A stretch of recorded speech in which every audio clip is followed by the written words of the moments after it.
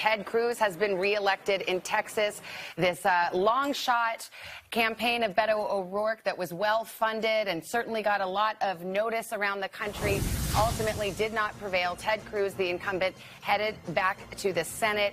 There will be a lot of stories written, John Heilman, about what happened here, whether he ever had a chance, and whether or not his way, his approach, which was to run to the left, whether that ever was going to work in deep red Texas. There are so many storylines about this. And again, I keep saying I was just with these people. I was literally at the last rally that Beto O'Rourke did last night in El Paso. And the energy around him was palpable. And we saw it all throughout this race.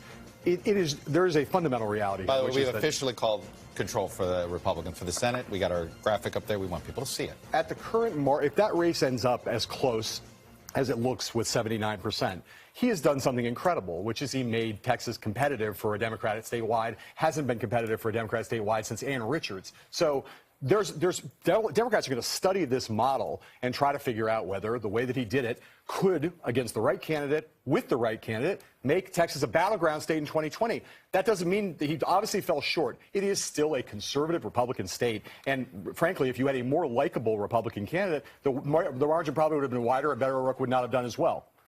Hey, NBC News viewers, thanks for checking out our YouTube channel. Subscribe by clicking on that button down here and click on any of the videos over here to watch the latest interviews, show highlights, and digital exclusives. Thanks for watching.